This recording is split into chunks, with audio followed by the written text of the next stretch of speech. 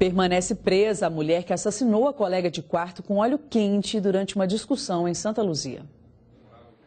Lucierlaine das Neves Delfino é acusada de matar a colega de quarto usando óleo e água quente. Já haviam várias rusgas, várias discussões envolvendo autor e vítima, né? Até que 15 dias antes desse crime, a autora já havia colocado uma porção de cloro numa garrafa que a vítima mantinha dentro de uma geladeira, né? A vítima passou mal por conta disso, ficou internada e depois foi constatado que a autora havia colocado cloro naquela garrafa, né? Se intensificaram depois disso as discussões, até que num dia, no momento de explosão, por conta da motivação que a autora queria dormir com a luz apagada e a vítima insistia em dormir com a luz acesa, a autora acordou mais cedo, ferveu uma panela de óleo e acabou despejando no rosto da vítima, né? A mulher de 28 anos foi presa no ano passado, no estado do Espírito Santo, após uma denúncia anônima. Ela estava acampada, né, num terreno de uma mineradora, vivendo de esmolas, e estava sendo ajudado por alguns funcionários dessa mineradora. Esses funcionários viram a matéria jornalística e chamaram a polícia, e desde o mês de outubro de 2013 ela está no presídio de Viana. A agressão aconteceu em março do ano passado. Tatiele Pereira de Matos, de 21 anos, ficou gravemente ferida. Ela chegou a ser hospitalizada, mas não resistiu aos ferimentos e morreu um mês depois. Ela já foi indiciada no crime de homicídio duplamente qualificado, né, cuja pena de reclusão é de 12 a 30 anos.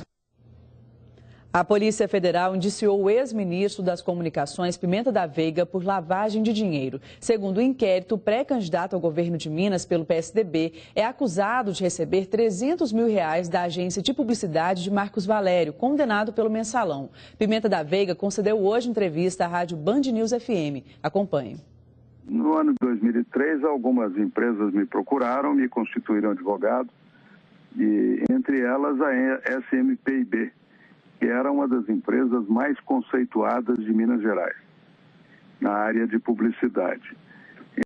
Executei o trabalho combinado e recebi recebi honorários de forma absolutamente legal, depositados em conta corrente, com os tributos pagos. Estou sendo acusado de que o dinheiro que me foi pago é um dinheiro de má origem.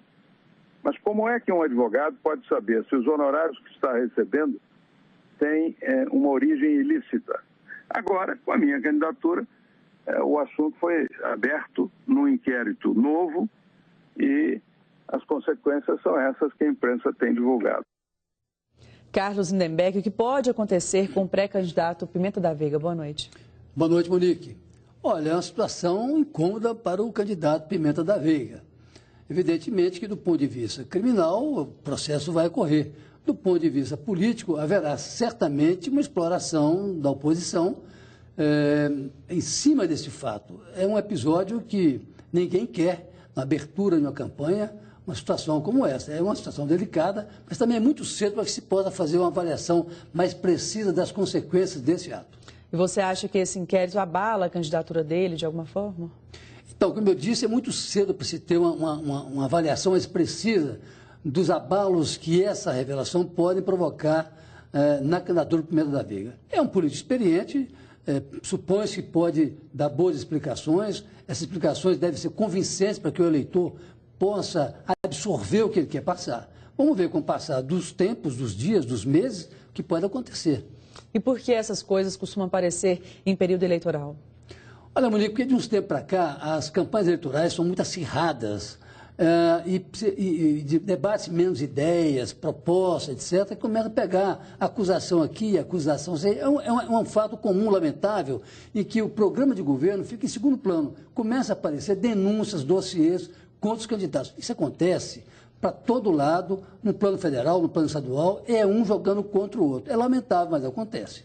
Tá certo. Muito obrigada pela participação. Boa noite. Boa noite. A partir de hoje, Minas Gerais passa a contar com o primeiro banco público de cordão umbilical e placentário do estado. O material será fruto de doação e vai atender ao Cadastro Nacional Único de Pacientes à espera de um transplante. A cerimônia de inauguração do primeiro banco público de sangue de cordão umbilical e placentário de Minas e 13º do país foi na manhã de hoje no auditório do CTBio, Centro de Tecidos Biológicos de Minas Gerais, em Lagoa Santa. O banco vai disponibilizar unidades de células-tronco para tratamento de pacientes portadores de doenças hematológicas. É um banco de multitecidos, ou seja, outros tecidos também, pele, osso, progressivamente vão ser acoplados, ampliando o que já temos feito, especialmente nos últimos 10 anos, de forma firme no Brasil, que é o transplante exclusivamente pelo Sistema Único de Saúde. Já somos o maior transplantador público do mundo e vamos avançar. Com a instalação desse banco multitecidos aqui, o CTBio, é um passo significativo.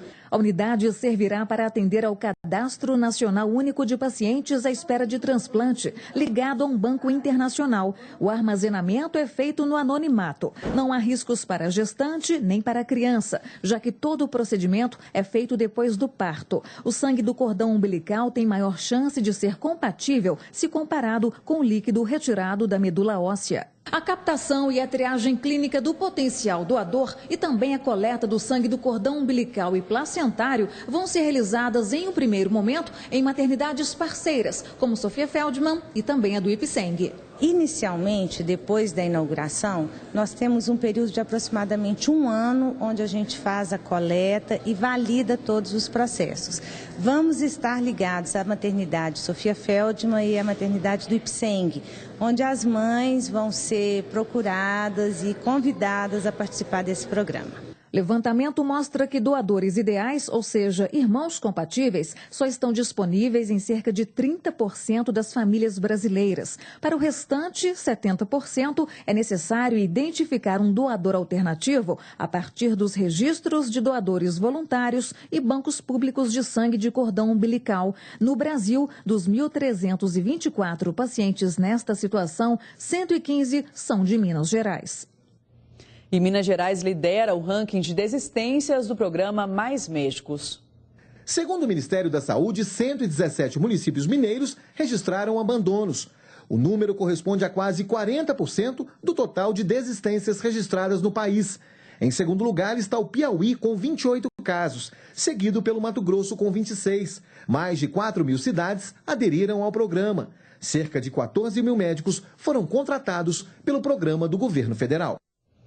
O Lago de Furnas, responsável pela geração de quase metade da energia consumida no país, registra a pior seca dos últimos 13 anos. Olhando assim, a paisagem mais se parece com um pasto, bem diferente da imensidão azul que antes tomava conta do local. A estiagem que tem marcado o ano no estado deixou a represa de Furnas com níveis bem abaixo do normal. Somente no último mês, o nível baixou mais de 2 metros. Furnas é responsável pela geração de mais de 40% da energia consumida no Brasil. Operando com menos de 30% de sua capacidade, tem obrigado que algumas medidas sejam tomadas. De acordo com a gerência, durante algumas horas do dia, turbinas devem ser desligadas para poupar parte da água que ainda resta. E não é apenas o setor energético que enfrenta problemas com a situação. Muitos mineiros que dependem do lago para suas atividades econômicas têm sofrido com a seca. Valéria tem uma pousada na beira do lago há 25 anos. Com um cenário bem diferente do normal, ela revela que quase não recebe visitantes.